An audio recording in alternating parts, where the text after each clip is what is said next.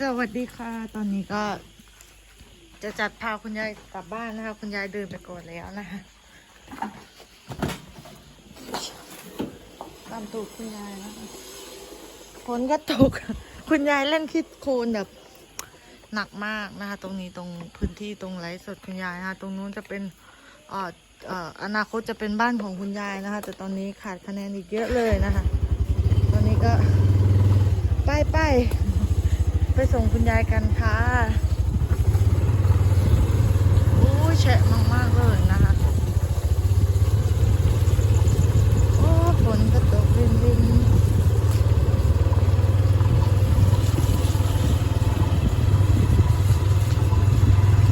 อ้าวยายหายอู้ยายเดินเร็วมากนะคะทุกคนคุณยายเราเดินเร็วมากๆเลยนะคะเอาเปิดไฟเย็นนี่ก็เอาเปิดไฟสูงนะคะมองตูดคุณยายกันนะคะก็วันนี้เป็นอีกวันที่ไม่หมดนะคะแล้วก็เป็นวันที่ฝนตกนะคะเราก็ต้องไปเราก็ไปดูนะคะว่าคุณยายเราจะเป็นอยู่ยังไงคือที่โคลนแบบเยอะมากนะคะพวกฟันก็ล้างให้แล้วนะคะแต่ก็เดี๋ยวคุณยายเขาไปเล่นอีกนะคะแม่จ๋าพ่อจ๋าก็ตอนนี้นะคะอู้แฉะมากๆเลยนะคะฝนตกนะคะกันแกล้งคุณยายจังเลยคุณยายยิ่งไม่มีบ้านอยู่นะคะไม่มีที่หลับที่นอนอยู่เลยยายน้องมิ้นเรานะคะ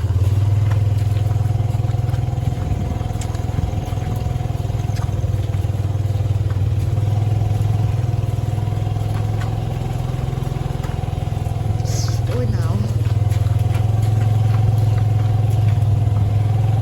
โอ้ยอากาศแบบนี้คือน่านอนมากหมดเวลาทำการ2 ทุ่มเดินทางกลับบ้านนะคะคุณยายน้องมนต์เรา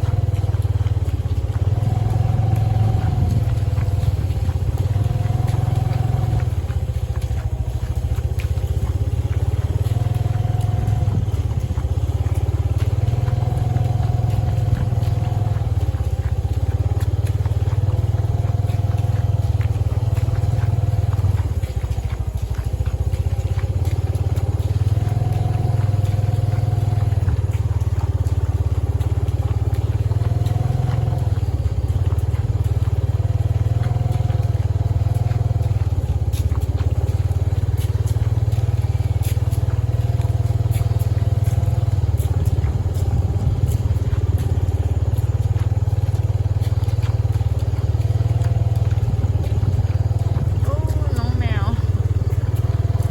น้องแมวน้องแมว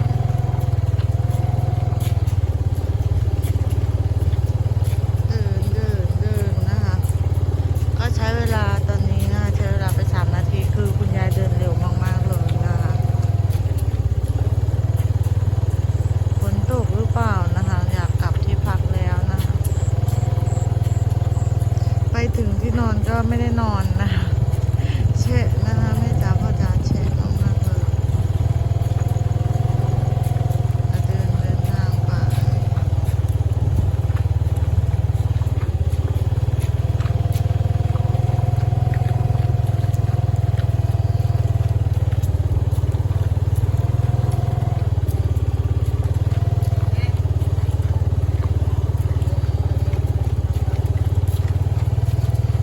อย่าจี้ขัดตู้ด้วยแช่จี้บีบื้นรถมอไซค์จี้บีบื้น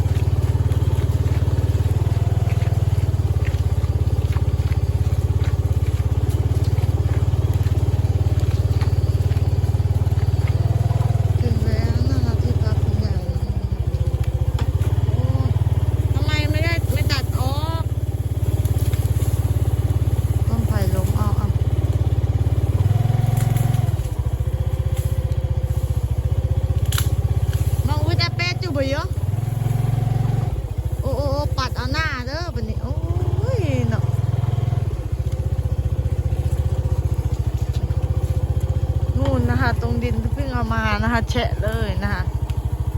คุณยายนะคะ เดี๋ยวพ่อควานก็จะทำความสะอาดนะคะรกมากๆเลยเดี๋ยวแม่ควานขออนุญาตตั้งกล้องไว้ตรงนี้ก่อนนะคะว่าทำไมมันสั่นแม่ควานตั้งกล้องไว้ตรงนี้ก่อนนะคะเดี๋ยวช่วยพ่อควานทำ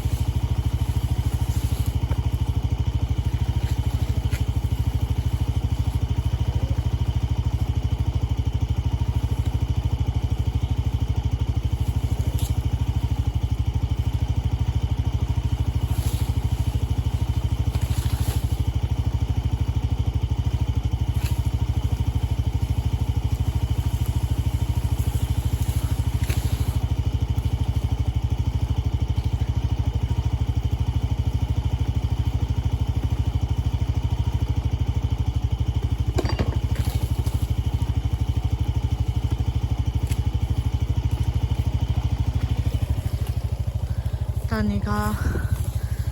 หอบเลย ก็เอาย่ามาให้คุณยายไว้ได้ทานตอนกลางคืนแล้วนะคะ